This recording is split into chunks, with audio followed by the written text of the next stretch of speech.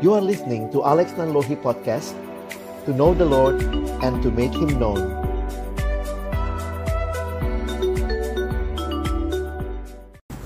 Bapa di dalam surga, kami datang dalam ucapan syukur siang hari ini. Terima kasih Tuhan boleh memelihara persekutuan kami di tempat ini. Tuhan boleh memelihara kehidupan kami. Dan kalau kami ada, sungguh semua karena anugerah Tuhan. Kasih sayang-Mu, kesetiaan-Mu, itulah yang memelihara kehidupan kami. Sebentar kami akan membuka firman-Mu ya Tuhan. Kami mohon ketika kami akan membuka firman-Mu, bukalah juga hati kami. Terangilah hati kami dengan Roh-Mu yang kudus, supaya setiap kebenaran yang boleh kami renungkan, itu juga boleh menjadi pedoman di dalam kehidupan kami. Berkati waktu ke depan, baik hamba-Mu yang menyampaikan, semua kami yang mendengar, Tuhan tolong, agar kami bukan hanya jadi pendengar-pendengar firman yang setia, tapi mampukan dengan kuasa, dengan pertolongan dari Roh-Mu yang kudus, kami dimampukan menjadi pelaku-pelaku firman-Mu di dalam kehidupan kami, di dalam keseharian kami. Bersabdalah ya Tuhan, kami umat-Mu sedia mendengarnya. Dalam satu nama yang kudus dan berkuasa, nama Tuhan kami Yesus Kristus, Sang Firman yang hidup, kami menyerahkan pemberitaan firman-Mu. Amin. Shalom, selamat siang Bapak Ibu sekalian. Senang bisa ketemu lagi. Tadi dengan Bu Catherine udah 3 tahun lebih ya Bu gak ketemu. Sama Pak Yak masih ketemu di persekutuan yang lalu. Bersyukur hari ini kita akan lihat satu tema. Sebentar, apakah sudah ada di sini? Oh sudah, sorry. Berarti tinggal dilanjutkan di bawahnya ya. Oh file yang beda, oke. Ini Pak Aleng kasih tema, ini berat-berat. Nah, ini tema yang diberikan kepada kita. Apa itu kebenaran? Saudara, kalau bicara filsafat atau kuliah filsafat ini bisa 1 semester penuh membahasnya ya. Tapi hari ini kita mau melihat dari mana sebenarnya kita bicara tentang apa itu kebenaran. Ada satu pertanyaan di dalam Alkitab yang menarik yang ditanyakan oleh Pontius Pilatus. Itulah yang ditulis dalam Yohanes 18 ayat yang ke-38a. Jadi kita melihat kata Pilatus kepadanya, apakah kebenaran itu? Ini Pilatus nanya sama Yesus, apakah kebenaran itu? Dan saya pikir buat kita yang hidup di generasi saat ini, di zaman now, saya tuliskan begini ya. Dalam era digital saat ini, pertanyaan ini tampaknya lebih relevan daripada sebelumnya. Mengapa? Karena banjirnya informasi dari berbagai sumber membuat kita kadang bingung ya, menentukan mana yang benar, bahkan apa yang salah itu bisa jadi sebuah tantangan buat kita. Nah, tapi hari ini kita mau melihat sebenarnya apa sih yang terjadi, kenapa muncul pertanyaan itu. Nah, ini yang kita perlu pahami konteksnya. Jadi kalau Bapak Ibu melihat tadi Yohanes 18, sebenarnya kita harus melihat keseluruhannya.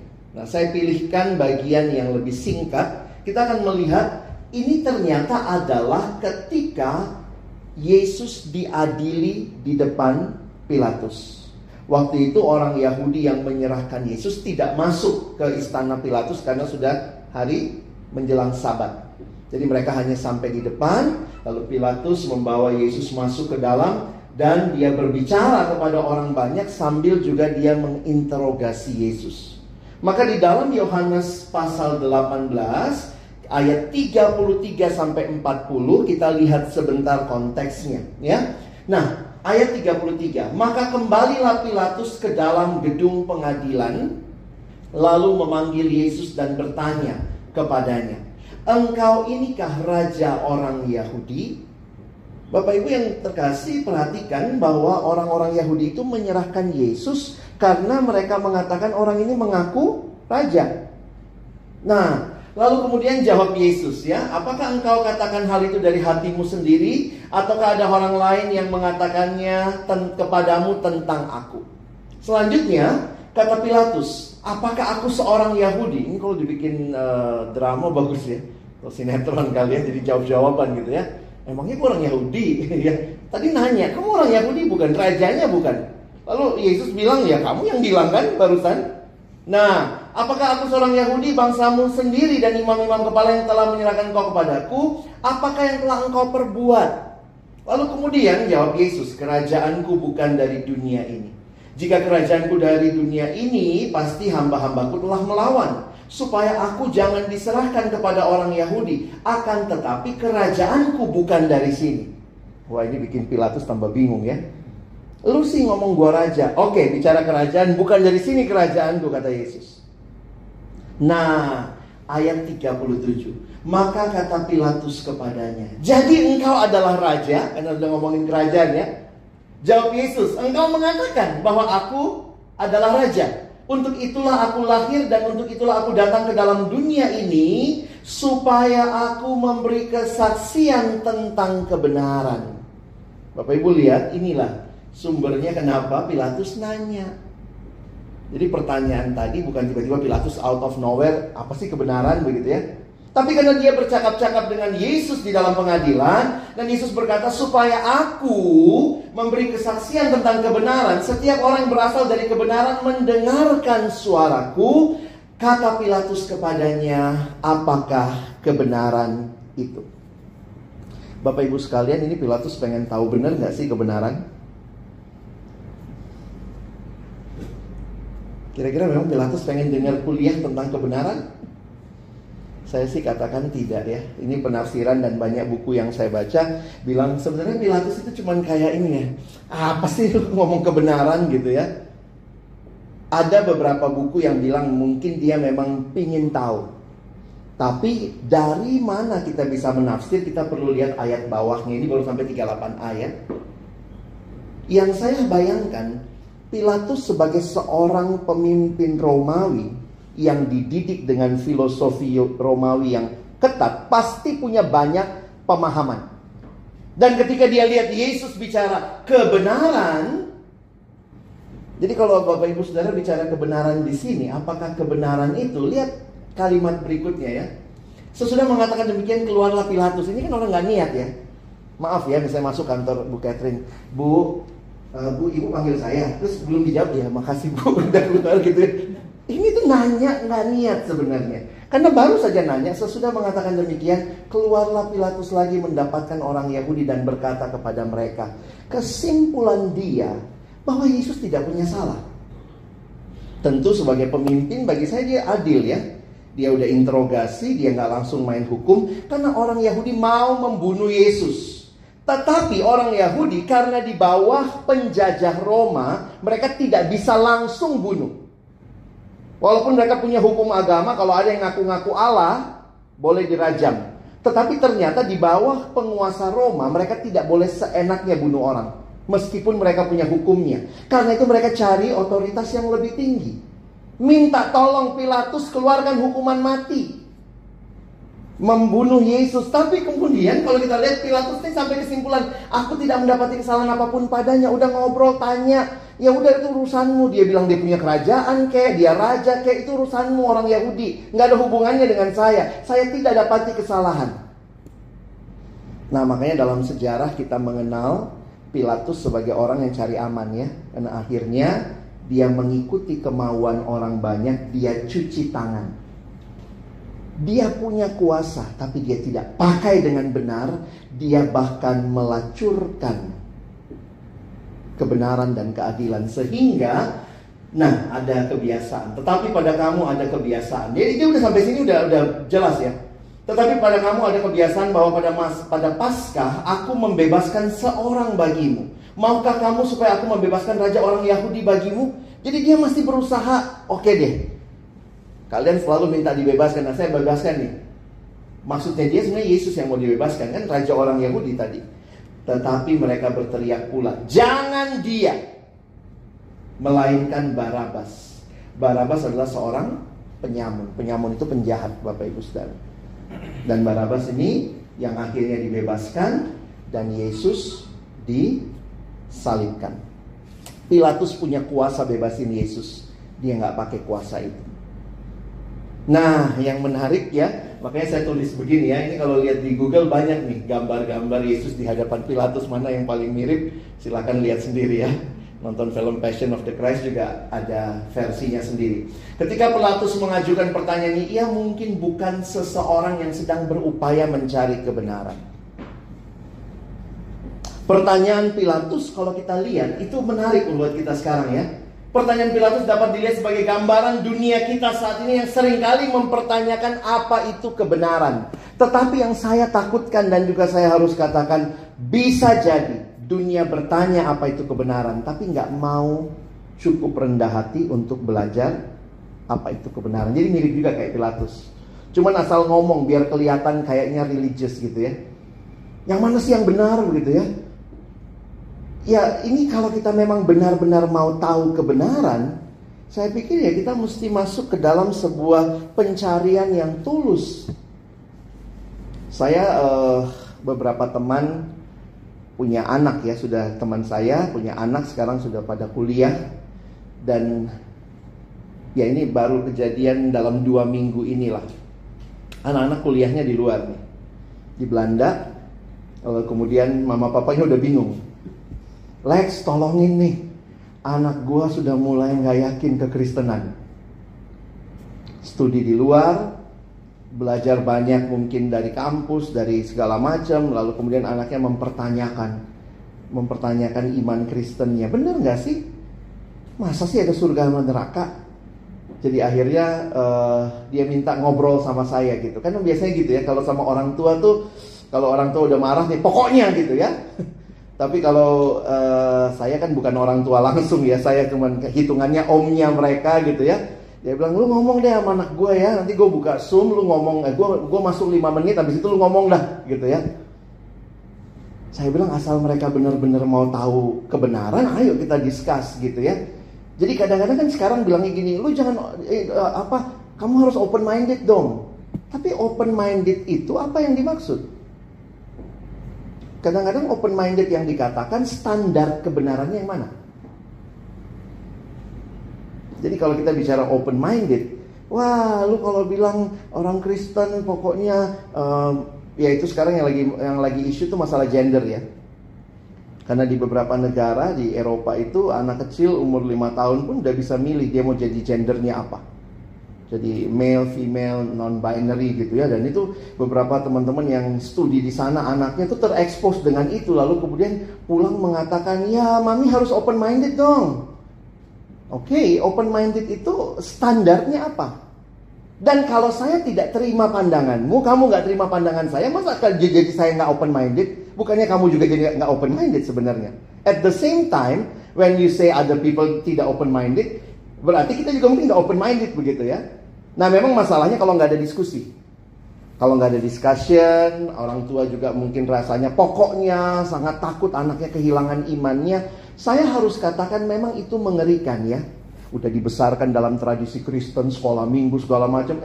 Begitu berkembang dan gak usah keluar negeri. Sekarang banyak anak yang saya layanin di kampus langsung bilang, Koko, kalau yang Batak panggil saya abang ya, yang Chinese panggil Koko gitu ya. Gue ateis kok. Udah gak percaya, papa mama gue ke gereja mulu, kelakuannya gitu-gitu aja. Hah? Jadi kadang-kadang saya lihat yang penghambat utama orang anak-anak percaya Tuhan sebenarnya orang tuanya juga ya. Mereka gak lihat teladan yang dikatakan, yang dikhotbahkan. Jadi merasanya lebih baik ya gue free deh. Jadi dalam 2 minggu ini saya sudah ketemu satu teman kemarin Zoom dari Belanda juga. Itu aneh lagi gitu. Udah di Belanda kita pikirkan anaknya kena open ini ya, free thinker gitu. Ya enggak. Di Belanda ketemu sama orang Indo, anaknya. Orang Indonya orang Padang. Anaknya udah 2 tahun sembunyi-sembunyi belajar Islam. Wah, saya kaget juga. Dan ya teman saya telepon, dia Zoom, dia bilang, lu kan biasa sama anak remaja ya, anak pemuda, diapain anak gua gitu ya. Ini anak kita dari kecil doain, ini memang kita tinggal di luar, temennya kita jaga. Kecantolnya sama orang Indo yang besar di sana tapi memegang tradisi. Lalu apa yang saya bilang, anakmu apa komplainnya terhadap kekristenan? Kenapa dia lebih tertarik ke sana? Katanya yang di sana itu lebih tulus. Dalam arti begini ya, biasanya berarti kan kalau di sana mungkin kekristenan masih sedikit mayoritas. Tapi kalau yang Muslim kan lebih sedikit ya. Jadi itu mereka lebih practicing their faith. Jadi teman saya baru ketahuan kira-kira 2 bulan lalu, anaknya sudah 2 tahun melakukan. Jadi ikut fasting, dan itu masih tinggal serumah. Pantas, udah gak mau makan babi, misalnya gitu ya. Ini sorry saya cerita apa adanya gitu ya. Tapi itulah realitanya. Kita mau bicara kebenarannya siapa? Dan kalau kita bicara kebenaran siapa, apakah kebenaran kita akan kita pakai menghakimi kebenaran orang lain? Dalam satu sisi tentu kebenaran cuma satu. Setuju gak saudara? Gak mungkin 1000 kebenaran dong. Tapi yang satu itu, bagi saya yang menarik bukan begini. Kalau kita bicara kita yang benar, sebenarnya harus diuji bukan hanya dari apa yang kita yakini benar, tapi sikap kita kepada orang yang beda pandangan sama kita. Bagi saya itu penting. Yesus itu sangat teguh dia benar ya. Tetapi kepada orang-orang dia mengasihi. Dia tidak menghakimi. Nah, seringkali kita yang mengatakan punya kebenaran, gereja A menghujat gereja B menghujat, padahal sama-sama Kristen tuh ya. Nah, ini yang kadang-kadang saya pikir tadi karena banyak pertanyaan dari anak-anak muda ini, saya jadi belajar juga ya. Salah satu khotbah yang saya dengar, pendetanya bilang, waktu kita bicara open minded, itu bukan bicara kita harus setuju pendapat orang, tidak. No problem. Saya punya pendapat, kamu punya pendapat. Gak apa-apa dong kita beda. Open minded itu ditentukan dari apakah sikapmu kepada orang yang beda pandangan. Itu yang lebih baik dijadikan patokan ketimbang dia harus ikut kita. Kita harus ikut dia. Makanya kalau orang bilang semua agama sama, benar sama. Kenapa sih nyari-nyari samanya? Kadang-kadang kita suka gitu ya. Semua agama sama kok, ngajarin yang baik. Kalau kita bilang sama dia, lo ikut agama gue aja, kan sama, ikut gue aja. Oh gak mau, beda berarti. Gak apa-apa kok beda. Jangan takut beda. Dan beda itu berarti dia meyakini sesuatu. Nah poinnya, kalau dia meyakini yang berbeda dengan kita, sikap kita bagaimana? Apakah kita menghakimi, kita menghujat, kita menjelek-jelekan? Meskipun kita tahu, aduh kalau dia gak kenal Kristus nih, dalam Alkitab gue, kalau dia gak kenal Yesus ya masuk neraka dong. Tapi kan kita harusnya bisa bersikap dengan baik, menyampaikan kebenaran. Nah bagi saya ini tema menantang lah ya, dan termasuk sesuatu yang saya alami minggu ini. Karena anak-anak remaja ini pada nanya, yang mana yang benar? Nah ketika kita bicara kebenaran seperti ini, sebenarnya waktu kita membaca tadi, Yesus yang mengatakan kan, aku datang, aku menyaksikan kebenaran. Maka kebenaran yang kita pahami ya, saya tulis gini ya, di tengah kebingungan dan keraguan kita mungkin seringkali merasa seperti Pilatus terjepit di antara berbagai tuntutan kebenaran yang saling bertentangan.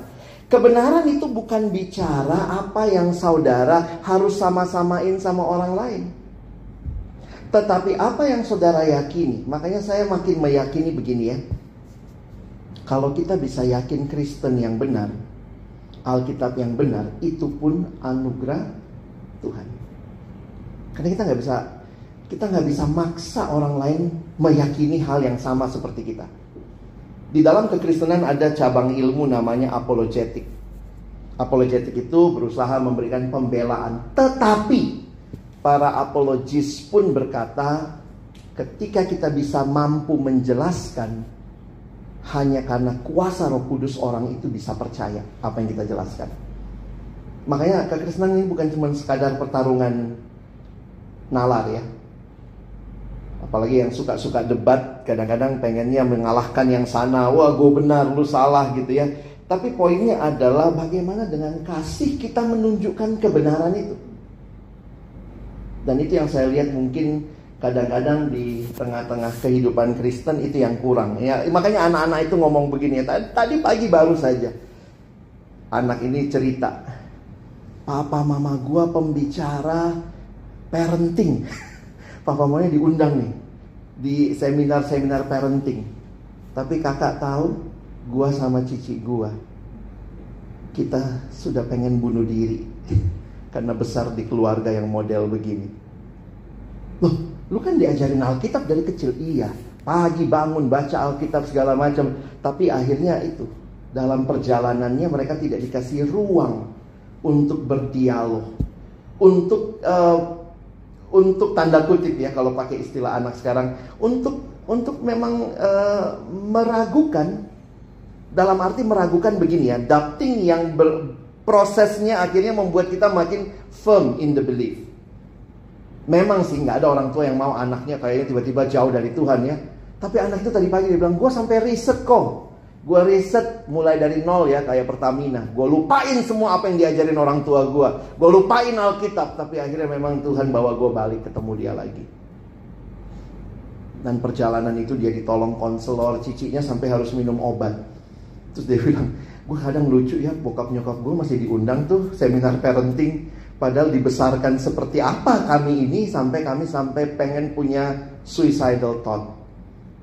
Jadi poinnya hati-hati juga ya. Ini generasi yang agak beda. Saya bilang, papa mamamu itu generasi di atas saya.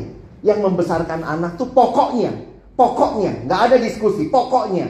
Nah ketemu anak-anak yang sekarang tuh, jadi akhirnya anak ini 3 tahun yang lalu dia bilang, gue keluar dari rumah, tinggal sendirilah supaya gue nggak toksik ya. Terus saya yang bilang, oh supaya lu nggak toksik ya. Ini bukan cuma toksik kak, ini orang tua gue ini bukan beracun lagi gitu ya. Udah membuat kami tuh pengen bunuh diri. Dibesarkan dalam keluarga Kristen yang istilahnya tidak boleh bertanya, tidak boleh membantah, pokoknya harus tahu, harus percaya. Jadi ini mungkin sedikit warning juga buat kita ya, ketika kita bicara kebenaran. Dan kita mau bicara kebenaran apa siang hari ini? Tentu buat kita yang Kristen ya kebenaran apa yang Alkitab sampaikan. Dan dari cara Yesus menjelaskan tadi ya, tetapi seperti yang Yesus tunjukkan, kebenaran tidak bergantung pada pendapat pribadi atau opini publik. Itu ada secara objektif dan absolut. Kita mesti meyakini itunya dulu. Kebenaran itu ada secara objektif dan absolut. Nah, tetapi kita mesti ingat ya, Yesus sendiri berkata, akulah jalan dan kebenaran dan hidup. Yesus bukan hanya menunjukkan kebenaran, tapi dialah kebenaran itu. Berarti dialah yang menjadi standar kita, dialah yang menjadi pusat kehidupan kita. Yesus nggak datang nunjukin jalan keselamatan, dialah jalan itu. Perhatikan kalimatnya, dalam bahasa Inggris pun dipakai partikelnya the. I am the way, the truth, and the life. Dialah jalan dan kebenaran dan hidup. Tidak ada seorang pun yang datang kepada Bapa kalau tidak melalui aku. Kebenaran kita hanya ada di dalam Kristus, di dalam pribadi Yesus. Itulah yang kita yakini. Dan itulah yang Yesus katakan, aku datang untuk bersaksi tentang kebenaran, yaitu dirinya sendiri. Makanya Pilatus tanya, apa itu kebenaran? Tapi mungkin buat kita, masih abstrak pak. Lalu bagaimana mengaplikasikan? Masa Yesus jadi standar? Gimana mengujinya selalu berdasarkan Yesus? Nah, sederhananya ini ya. Dalam konteks kehidupan Kristen, aplikasinya kita perlu mencari kebenaran di dalam firman Tuhan. Jadi buat kekristenan, kebenaran itu adalah firman yang menjadi daging, which is Yesus Kristus, dan firman yang tertulis. Jadi kita memegang kebenaran dalam firman Tuhan, di dalam ajaran Yesus. Beberapa orang bilang, tapi kan ajaran Yesus contaminated by Jews, banyak pengajaran Yahudi. Tapi kalau Bapak Ibu perhatikan, ini surpassing, melampaui sebenarnya. Beberapa pengajaran Yesus itu, jadi beberapa konteks pengajaran tuh unik ya. Contohlah, orang Chinese yang mungkin masih Konghucu atau mungkin Buddhis gitu ya, unik lah. Waktu ibadah, yang satu misalnya pakai babi gitu ya, ada babi ditaruh gitu ya. Yang satu ibadah nggak pakai babi. Nah, ibadah yang diterima Tuhan yang mana? Yang satu kena babi aja najis, yang satu malah mesti pakai babi. Kalau nggak ada babinya kayaknya Tuhan kurang suka, karena Tuhan senangnya samcan misalnya ya. Nah, kebenaran di dalam kekristenan itu bagi saya melampaui itu semua. Agama Tionghoa murni dibawa ke sini, clash sama budaya sini. Agama yang sini, yang mungkin Muslim dibawa ini ke tempat tertentu yang nggak bisa. Makanya di beberapa suku-suku yang sudah Kristen duluan agak susah Muslimnya masuk karena masalah makanan ya. Orang Batak tiba-tiba nggak makan babi, rasanya gimana tuh Pak? Ya, sementara hampir semua upacara adat ada babi, ada kepala babi misalnya. Nah, jadi akhirnya yang mana nih? Kalau kita bicara kebenaran, nah itu kebenaran-kebenaran yang bagi saya waktu saya lihat upacara keagamaan, ritual persembahan, ini sangat kontekstual kebenarannya. Kalau di sini ya nggak pakai ini, kalau di sini nggak pakai ini. Tapi di Alkitab kita belum mengerti jelas Tuhan adalah Tuhan atas alam semesta. Semua di dalamnya punya Tuhan. Jadi kita mau pakai babi nggak pakai babi bisa datang kok sama Tuhan. Nah jadi kadang saya pikir iya ya, waktu lihat di Alkitab, walaupun diberikan dalam konteks Yahudi, tetapi kebenarannya melampaui budaya. Kita bisa terapkan itu, ya. Nah, ketika kita dihadapkan pada keraguan atau kebingungan, jangan takut. Ragu atau bingung itu mungkin ada dalam perjalanan iman kita, khususnya anak-anak sekarang. Karena mereka tuh baca banyak, dengar banyak, nonton ini, nonton itu. Tapi kita harus kembali kepada apa yang telah diajarkan kepada kita oleh Yesus melalui Alkitab. Ini berarti bahwa kita perlu belajar dan memahami Alkitab. Minta bimbingan dari Roh Kudus dalam mencari, memahami kebenaran. Jadi saya pikir tidak salah membesarkan anak, tentunya ya pasti nggak salah dong dalam firman. Menolong mereka hidup mencintai Tuhan, mencintai firman Tuhan. Tapi berikan kesempatan mereka berdiskusi. Karena Tuhan Yesus pun juga banyak diskusi. Dan kemudian kebenaran itu mereka lihat dalam hidup kita. Sebagai orang tua yang melakukan apa yang kita ajarkan. Sehingga kebenaran itu bukan teori konsep, tapi sebuah praktek kehidupan.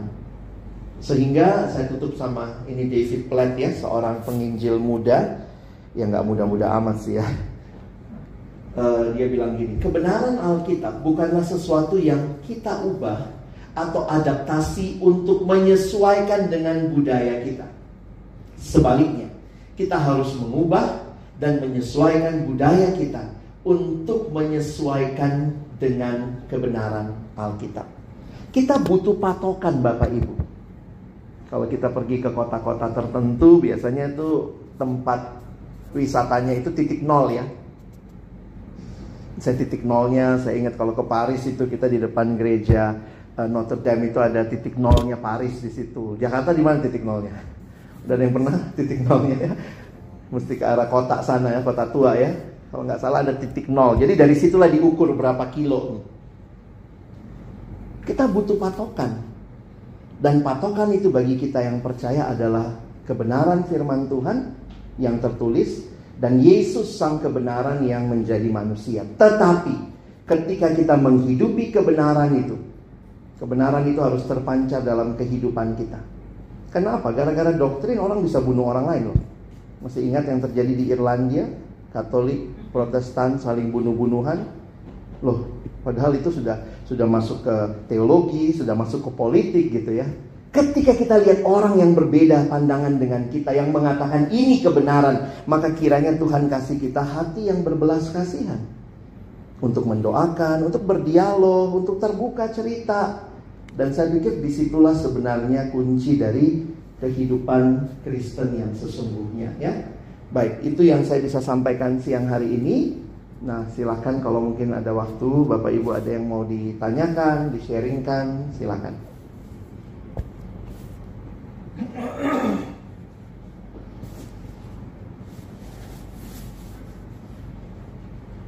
Mungkin ada yang nanya gini ya dalam hati, loh kalau Kristen bilang Kristen yang benar Pak, nanti Muslim bilang Muslim yang benar. Lalu yang benar yang mana? Pasti cuma satu yang benar.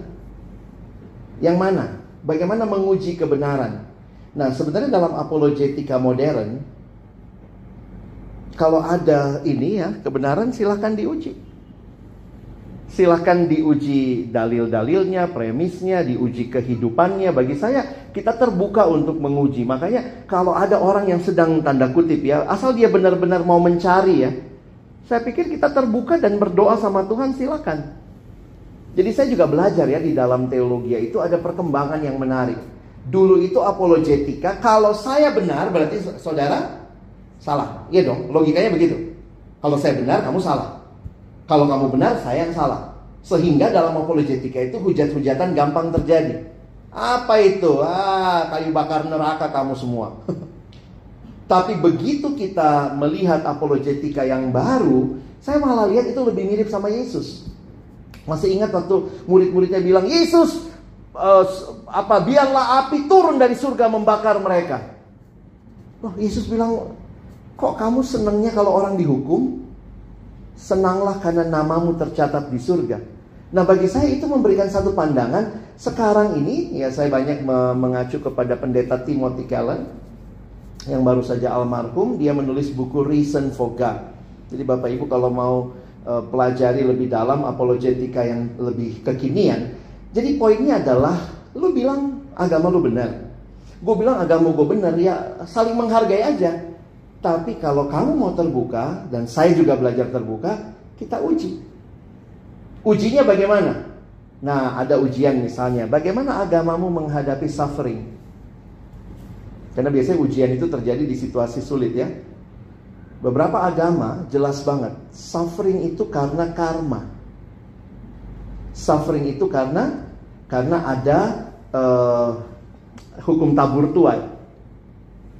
Kekristenan ada kemungkinan ya, saudara judi ya miskin. Tetapi ternyata kekristenan lebih daripada sekedar itu. Kita kenal hukum tabur tuai, tapi juga kekristenan ada hukum anugerah. Hukum anugerah itu adalah meskipun saya telah berdosa, harusnya saya dapat neraka, tapi Tuhan selamatkan saya. Itu kan hukum anugerah. Jadi ketika misalnya agama yang mengakui ya, misalnya Buddhism, karma, Hinduism, how you deal with suffering? Buat mereka suffering itu pasti karena kamu doing something bad in the past. Tapi di Alkitab bisa karena itu, tapi Alkitab juga bilang gini, jangan-jangan Tuhan izinkan itu supaya nama Tuhan dimuliakan lewat hidupmu. Itu yang terjadi pada Ayub. Sehingga teologi kita, suffering ini membuat kita jadi bisa melihat bahwa kita nggak bisa cuma pakai satu hukum menilai suffering. Nah itu ada banyak lah ya. Makanya dalam buku-buku yang ditulis oleh pendeta Timothy Keller, dia berusaha menunjukkan, if you say you are true, saya juga bilang saya true, maka kita lihat dalam aplikasinya mana yang akan lebih relate sama kehidupan, memberi jawaban yang lebih dalam. Dan saya harus katakan ya, kekristenan ya silakan baca buku-buku seperti itu teruji lah ya. Yang lain ada kebenaran, ada, jangan bilang nggak ada. Tapi kebenarannya mungkin cuman kadarnya berapa. Karena memang hukum dunia begitu kan, tabur tuai. Tapi kalau bicara tabur tuai nggak ada keselamatan dong. Apa yang saudara tabur itu yang saudara tuai. Tapi ternyata dalam Alkitab ada hukum anugerah melampaui tabur tuai. Sehingga waktu saya baca Alkitab, kayaknya ini lebih, hidup saya tuh lebih masuk ke sini nih. Karena kalau saya cuma pakai hukum tabur tuai, neraka punya saya. Kan apa yang saya tabur itu yang saya tuai. Gimana kok saya bisa selamat? Kok saya bisa percaya hidup kekal? Karena ada pribadi yang datang menyelamatkan saya. Di mana tuh? Nggak ada di buku lain. Di kitab-kitab agama lain nggak ada. Di kitab agama Kristen ada. Sehingga kalaupun harus membandingkan, yang mana yang saya pilih? Ya ini dong. Jelas-jelas saya dapat hope di sini. Sementara ini hanya bikin saya desperate. Nah kira-kira seperti itu kalau kita mau terbuka ya. Jadi jangan takut juga mungkin saudara belajar yang lain. Tapi belajarnya, kalau saya suka bilang gini ya, pelajari dulu yang Kristennya. Karena mungkin saudara dalam Christian tradition ya. Oke, ada pertanyaan? Ini banyak yang muda sih ya Bu ya, jadi mungkin pergumulannya deket gitu, sama hal kayak begini. Bisa WA apa ya? Ya, boleh. Kalau mau tanya lebih jauh atau apa, saya biasanya sih kasih artikel ya, baca sendiri. Nanti baru discuss.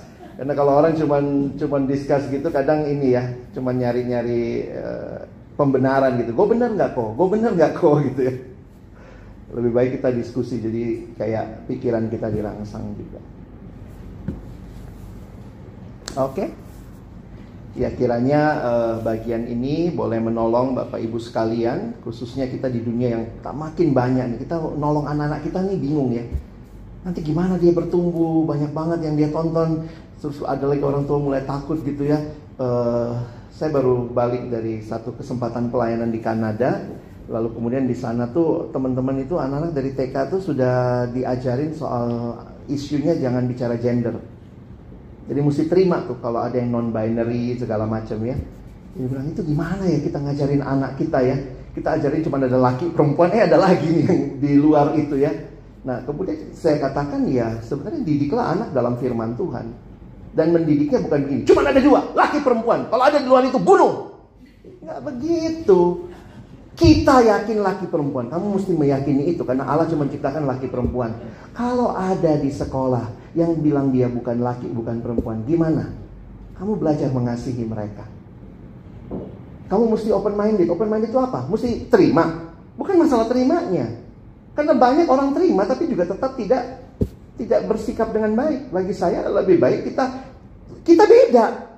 Karena kitab yang kita pakai beda kok. Tapi saya menghargai kamu. Dan saya bahkan ya merindukan kamu mengerti yang saya pahami. Saya mungkin memahami kamu, tapi ya saya punya prinsip gitu. Jadi jangan berhenti, tetap ajarin prinsip, tapi ajarin juga sikap how to treat others with different view, different religion with you. Ya, mari kita berdoa. Tuhan, kami hidup dalam dunia yang makin pluralis dan itu tidak terelakkan. Ada kecenderungan kami mau jadi sama dengan orang lain supaya dilihat open-minded. Tapi juga mungkin ada kecenderungan bagi kami untuk sebenarnya lepas dari tanggung jawab. Hanya ingin melakukan yang kami mau. Tapi kembali firman-Mu mengarahkan hidup kami bahwa kebenaran ada di dalam-Mu. Firman-Mu adalah kebenaran, memberikan cara pandang melihat dunia. Dan ketika kami melihat yang berbeda, kami berdoa, Tuhan tolong kami punya kasih yang dalam. Punya kasih yang merangkul. Bahkan bisa membawa mereka melihat kepada rancangan Tuhan yang awal. Yaitu rancangan penciptaan yang indah, hidup kekal yang Kau berikan. Ampuni kami yang seringkali mengaku punya kebenaran, tapi sikap kami justru menghakimi, menindas, membuli, membuat orang lain merasa tidak berharga. Tapi kiranya kami yang punya kebenaran ini makin diarahkan untuk mencintai Tuhan yang adalah sumber kebenaran, tetapi juga mencintai sesama yang juga Tuhan cintai. Kalau mereka sekarang belum melihat Tuhan, maka tugas kami bukan menghakimi, bukan memarahi, tetapi menuntun mereka untuk datang dan mengenal Tuhan. Ada begitu banyak orang di sekitar kami yang mungkin membutuhkan pengenalan yang lebih dalam akan Tuhan. Tapi kiranya kami boleh menjadi orang-orang yang dipakai Tuhan merangkul mereka. Terima kasih buat tema yang penting ini. Dan kiranya kami makin teguh di dalam dunia yang semakin tidak punya kebenaran ini. Kami bersyukur, berkati waktu selanjutnya dalam nama Yesus kami berdoa. Amin.